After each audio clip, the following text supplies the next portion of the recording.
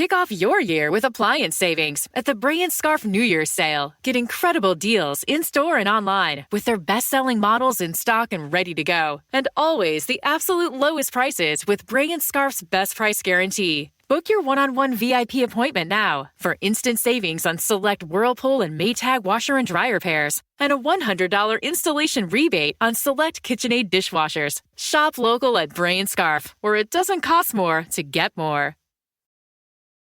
It's National Wheaties Week.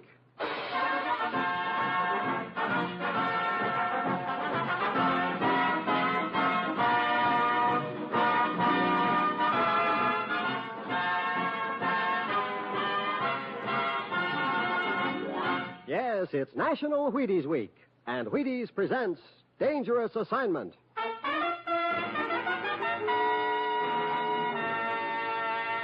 On stage tonight, transcribed from Hollywood, Dangerous Assignment, another in the Wheaties big parade of exciting half-hour presentation.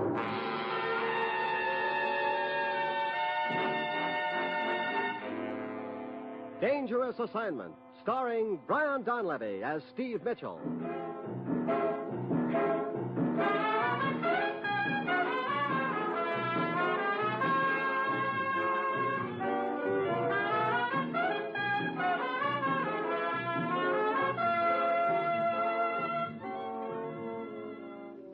Yeah, danger is my assignment. I get sent to a lot of places I can't even pronounce, but they all spell the same thing, trouble.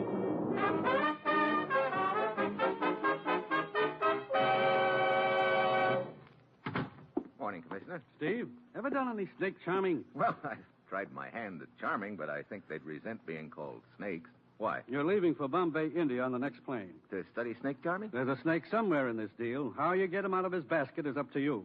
What's the deal? An American named Carter went to the Indian province of Kwalani to sell farm machinery. But when the Maharaja's inspector staged a surprise inspection of some of the crates, he found guns and ammunition there instead. Gun running. What some guys will do for a buck. The case against Carter was based on the testimony of a man named S. Gouda. He testified he'd seen Carter dealing with a native agitator, that Carter had opened a crate of guns in his presence and had been paid for them. Pretty convincing testimony. Yes, but right after the trial, this Gouda disappeared. Yesterday, he got word to us that he was hiding down in Bombay. He wants to talk to one of our agents secretly. You're the one he's going to talk to. Okay, you got his address? Here it is. Steve, for obvious reasons, this has to be done undercover. You can't reveal your identity, and you've got to get Gouda before the outfit he lied for does. Well, that's it. You've got your assignment. Good luck.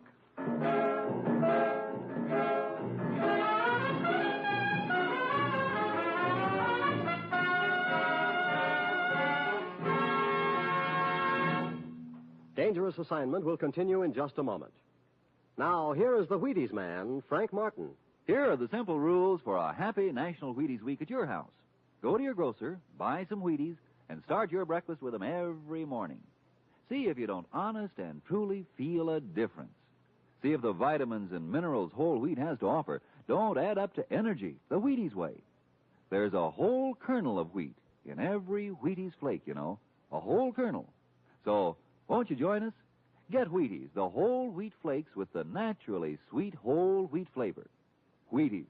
Try them at least once during National Wheaties Week.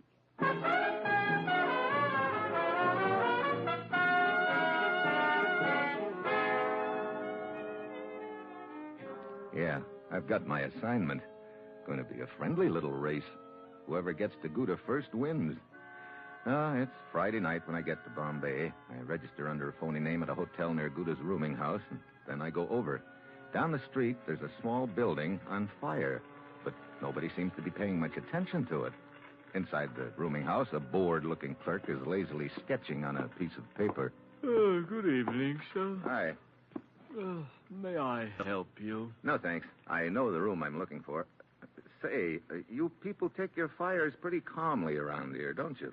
I beg pardon, sir? That building on fire down the street. Back home, there'd be a crowd a block thick around it. Oh, that. A man died of the bubonic plague there. That's why they're burning the building. Great. No wonder there's no crowd around. Oh, such things are not unusual here, sir. Pleasant thought. But you have given me an idea.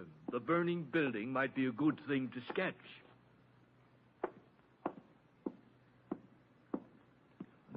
7, yeah. Who's there? The guy you wanted to see. How can I be sure? Well, you might try opening the door. You alone? Yeah. Come on, open up, Gouda. You must not mention my name. Come in, quickly. Now, your credentials, please. Here they are. So, did anyone follow you here? Not that I know of. Why? I had to go out for a while this evening. I believe someone was following me, but I managed to give them the slip. Look, what is this that you want to tell me? I was paid to give false testimony against the American, Carter. I see. Who paid you and why? They only gave me half the money they promised me. Who's they? The ones who really smuggled the weapons into Kualani province. They said if I tried to betray them, they'd kill me. But I will have my revenge. If I tell you their names, you must protect me from them. Oh, I'll do what I can. Very well. There are 2 of them involved. The closet.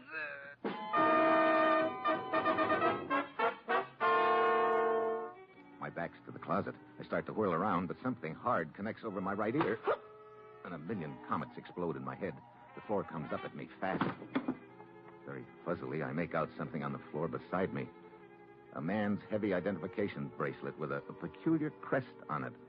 I fight to get up on my hands and knees, but I get another clip on the head, and that does it.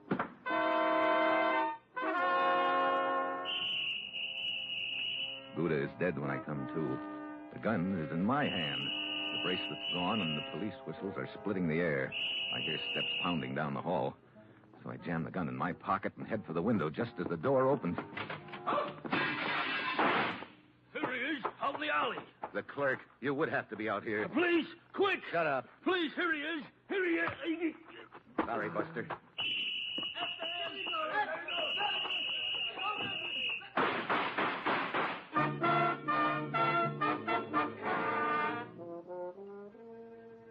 And 5 alleys later, I'm back in my hotel room, thinking about the spot I'm in. So the race to get Gouda has turned into a dead heat. Gouda's dead, and the heat's on me. It's a neat frame. The U.S. agent bumps off the key witness in a case against the U.S. citizen. Well, morning comes, and I get hungry, so I go downstairs. A little beady-eyed gent in a turban is sitting in the lobby, but when he spots me, he jumps to his feet. There he is. The men of police are after help. Police! So I'm on the run again. I go out the back door and down the alley, wondering how Beady Eyes was able to identify me. I slip into a little Chinese restaurant down the street. Good morning, sir. Hi. How about a little breakfast? Oh, but of course. Tea and rice. No, ham and eggs. Oh, so sorry. Tea and rice. That's all you got? Dried fish?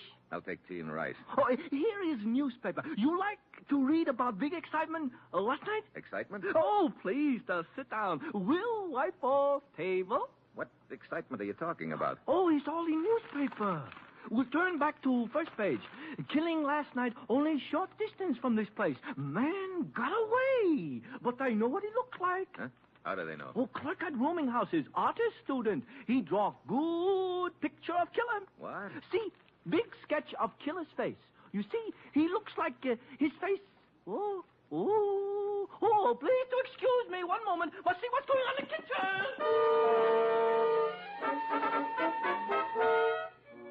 I get out of there fast. This is just great. Every paper in Bombay has my picture on page 1.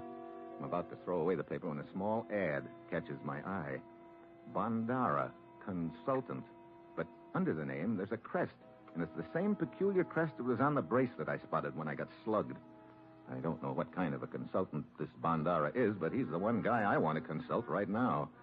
I go to the address in the ad, but before I have a chance to knock, the door swings open. I can hear music. The room is heavy with drapes and incense. You are now in the realm of peace. Your problem will be solved.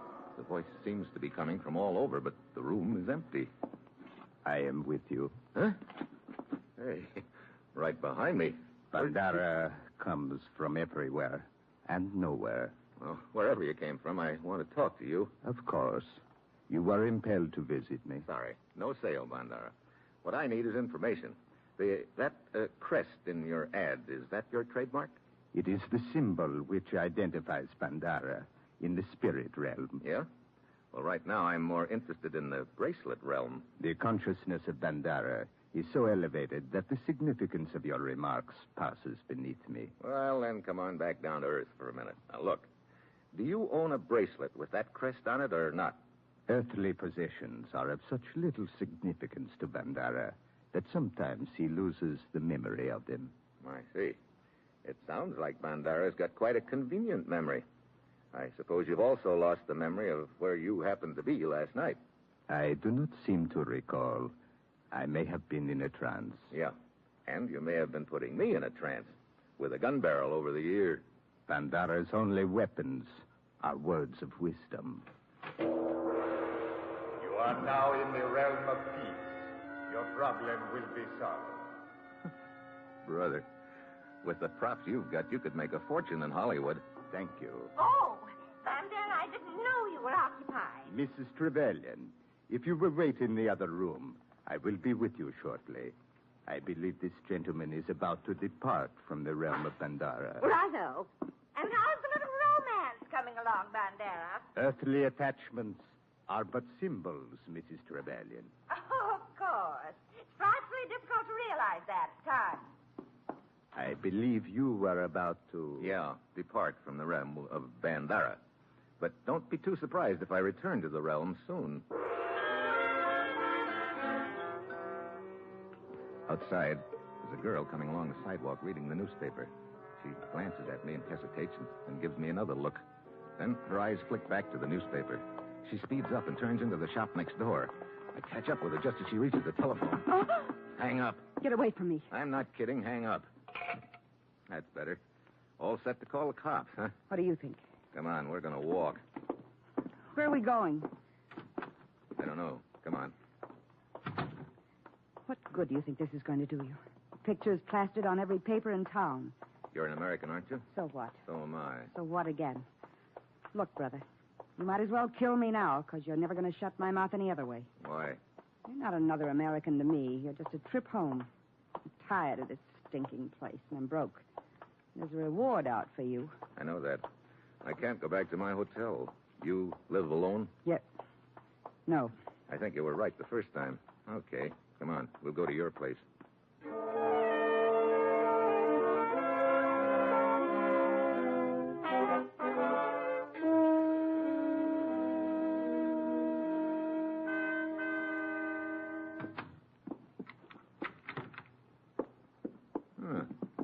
Nice place you have here. Make yourself at home. Oh, thanks a lot. Now what? Well, I've got to stay on the loose until I find out who framed me. Oh, sure. You're just an innocent little bystander who got framed. Put on a new record, will you? You've got it all figured out, haven't you? Look, like I told you before, you're a trip home as far as I'm concerned. What's your name? Carol. Steve is mine. Delighted. So you're not interested in helping me? Are you kidding? Would it make any difference if you knew that I really was innocent? Look, everybody knows you killed that guy in the rooming house. No, Carol. I didn't kill him. Who did then? I don't know. I've got one possibility in mind, if I can ever get the guy down off a Cloud 8 long enough to find out a few things. Oh, you sound real convincing. Now, look. Forget it. Okay. What good's it going to do you to stay here?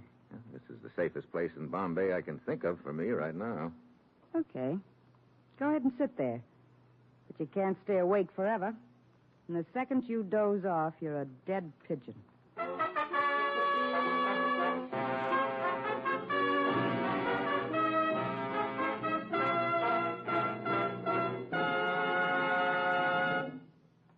Say, did I tell you folks, it's National Wheaties Week. And your grocer will sell you just as many packages of Wheaties as you want. Any day, every day. Now, isn't that nice? You can celebrate all you want to. And believe me, backstage here, we're sure taking advantage of the privilege. Just to prove it, here's Bob Reif, the talented young man who writes the thrilling stories you hear on Dangerous Assignment. Pull up a Wheaties bowl and join us, Bob. Thanks, Frank. I'll pick up that cue. Sure, I'm a Wheaties man, but isn't everybody? We sure hope so, Bob, especially during National Wheaties Week. National Wheaties Week. What a week. All the Wheaties you can eat just waiting to be bought at the grocery store. Wonderful, isn't it? Seriously, folks, I do think Wheaties are swell, and I hope you're getting yours, because when you buy a package of Wheaties, it tells us you like our show, just like that. So, if you want us to know, don't write. Just take home a box of Wheaties from the store. How about that, okay? It certainly is, and thank you, Bob Reif.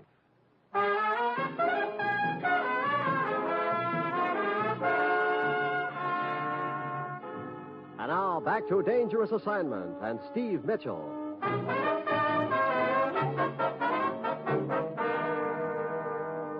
What time is it? A little afternoon. Brother, no sleep for 30 hours. You know, you're a strange guy. I don't get you. What do you mean? I should think you'd be trying to figure a way to get out of town. That's just what I would be doing if I were guilty. If you were... Isn't it? Yeah, I guess so. I mean... Oh, I don't know what I mean. Oh, boy, that sunlight feels good. You know, when this deal's over, I'm going to hit the sack for about a week. I guess you've been through a lot, haven't you? Yeah. Believe me, it's not habit forming. Well, you're safe for the time being. Just relax. Yeah, I'm so relaxed right now anymore.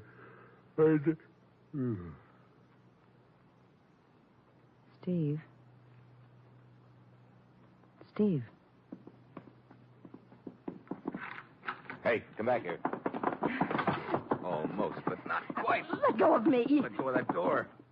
Okay. Well, you can let go of me now. Yeah. Yeah, I guess I can. No. No, don't. Oh, Steve. Well, I'm so mixed up. you didn't seem to be a moment ago. You were trying your best to get out that door. I'm glad you stopped me. You didn't kill that man, did you? No. I tried to make myself believe you did. I thought I was being so tough about it. I thought I could get enough money out of the reward to get home on. So, what happens now? I guess that's up to you, Steve. I'm not going to try to call the police anymore. You can stay here if you want to. Look, there's nothing I'd rather do right now than stay, believe me. But I'm not going to get this deal figured out sitting here. Where are you going? To the realm of peace. Huh? Oh, skip it. I'll tell you about it when I get back. Okay. We can talk about it over a drink. Yeah, maybe I'll have something to celebrate by then.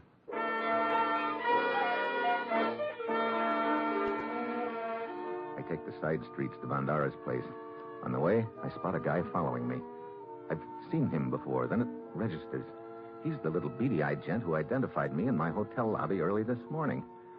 I walk by Bandara's front door and turn into the alley. Then I wait. Looking for me, Buster?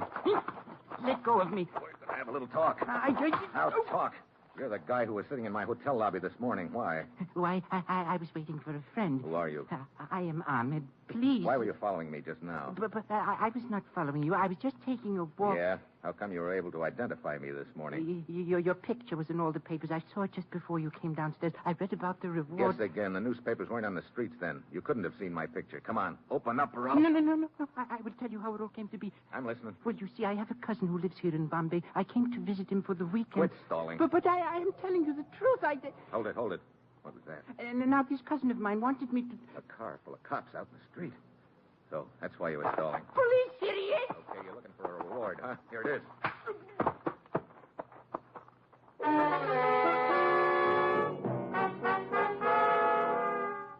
I duck around to the back of Bandara's place and find a window that's unlocked. I open it and ease myself in. I'm in Bandara's bedroom. It's empty. I start tiptoeing through the room. Then I freeze. There's a painting on the wall. I take a long look at it. Good afternoon. Huh? Well, you specialize in popping out of nowhere, don't you, Bandara? Most people who seek my help specialize in entering through the front door. You must have an electric eye on these windows, too. Those who seek to enter the realm of peace by stealth do not find peace. Well, maybe not, but sometimes they pick up a little information. A little information is a dangerous thing. Well, it's better than none. Strange. I have no consultations at this hour. Who is in charge here? This is the police. Hey. Police? Bandera has no traffic with the police. What do they want with me? You go find out. I'm leaving. I go out the same way I came in, the back window. I know they're closing in on me. Unless I think of something fast, I'm a dead pigeon. Then I spot a battered delivery truck down the alley. The driver's just sliding in behind the wheel when I get in with him. I recognize you. I thought you would. No. Do not get back there. Too late. I'm already back here. Get this jalopy started. Very well. Okay, let's go. Look. What? Down the end of the alley. Cops swarming all over the street. Okay, we're going through. But they will stop my truck. Don't let them look back here. But what will I tell them? That's up to you. So you better think of something real convincing. Because I'm going to be lying here beside this box in back of you. And my gun's pointed right at the back of your head. Oh! Okay, pull up. Get out. We're going to search your truck. But why? We're looking for a fugitive. I said get out. No, you cannot search this truck. What's that? I said you cannot search this truck. So, then the fugitive is here. No, I am carrying a dead man. Let me inspect this dead man. Very well, but this man died of the bubonic plague. What? Get your truck out of here at once!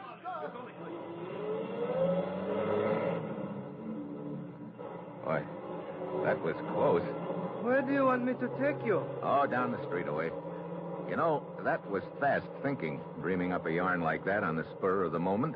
Oh, that was not fast thinking. How come? That is the truth. What? In that box beside you is the body of one who died of the plague. Oh, great. Hey, stop this jalopy. You just lost a passenger.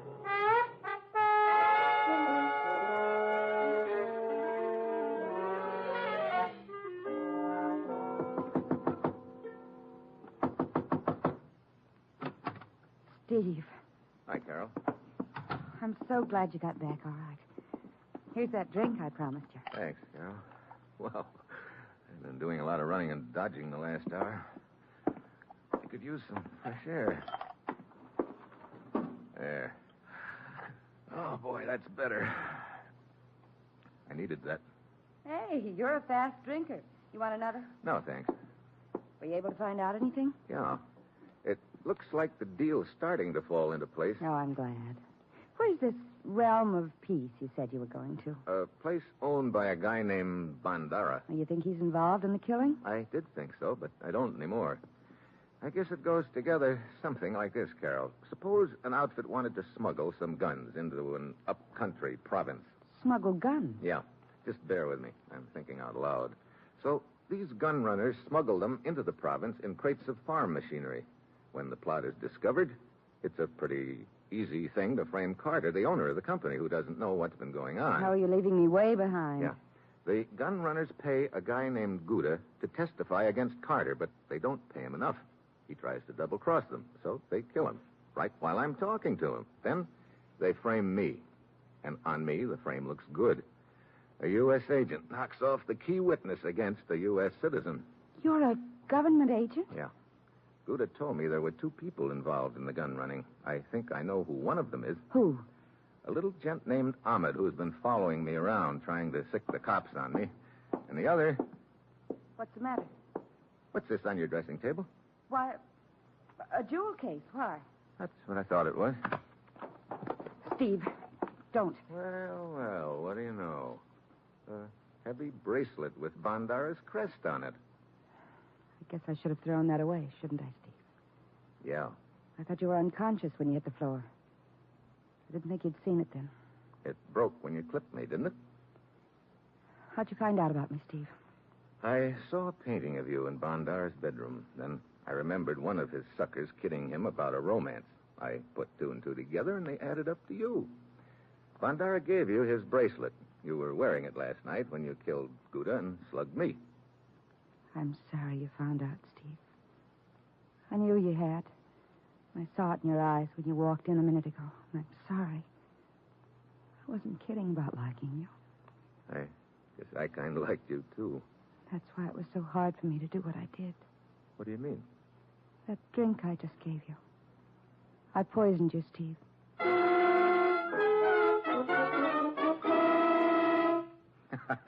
You didn't really poison me. You're kidding me. I'll be... Oh, no. You're not kidding me. Steve? My stomach. Carol, you did poison me. I had to. Carol. Steve! It is all over, so. Yeah. It's all over, Ahmed. You had to do it, Carol. He got away from me at Bandaris before the police could get there. But now it is simple. I'll take his body somewhere and notify the police. We're in the clear. Yeah. So, he's very heavy, this Steve Mitchell. Let me give you a hand. Steve! I mean a fist. Oh, no, Carol. You're not leaving. Let go! Sit down. The poison. I saw you drink it. No, you didn't. I had you pegged when I walked in. I wasn't about to accept any hospitality from you. I poured the drink out the window when my back was turned to you. Then why the fake collapse? To nab your partner, Ahmed. You still don't have any evidence. Oh, Ahmed's the jittery type. I'm sure I can make him spill the whole story to the police. Steve, you've got to listen to me. I didn't know what I was doing. Give me a break, Steve. Let me go away. Maybe later we Save it, Carol, save it. I'm taking you both in. You know, we could have made beautiful music together, but now it's Ahmed who'll do the singing. And I bet his notes are going to sound real sour to you.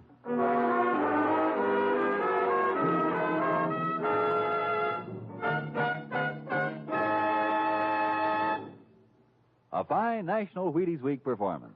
And here's the man who made it so, our star, Brian Donlevy. I stayed to ask you to buy Wheaties this week.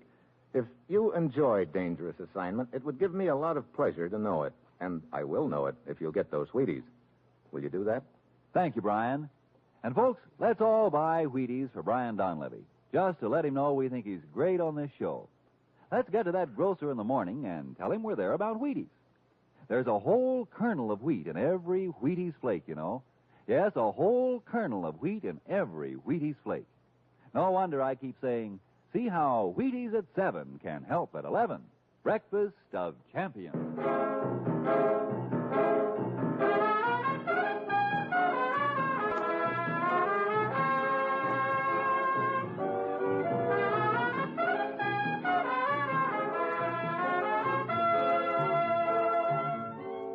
Dangerous Assignment, starring Brian Donlevy as Steve Mitchell, is written by Bob Reif, with music composed by Basil Adlam and conducted by Ralph Hollenbeck, and is produced and directed by Bill Karn.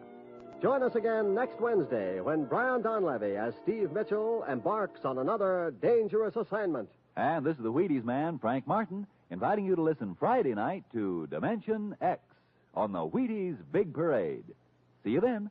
And remember, it's National Wheaties Week. Come on, everybody, to the Wheaties party. Eat a lot of Wheaties like the champions do. Dance together, cheek to cheek. This is National Wheaties Week. Eat a lot of Wheaties like the champions do. Wheaties, a breakfast of champions.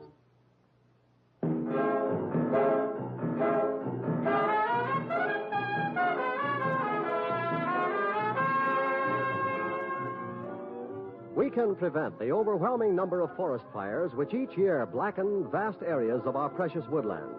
Full 9 out of 10 forest blazes are man-made, caused by carelessness. Only you can prevent forest fires. When traveling in the woods, crush out all cigarette, cigar, and pipe ashes. Break matches in two before throwing them away. Carefully douse campfires twice before leaving them. Another 30 million acres will burn this year unless you are careful.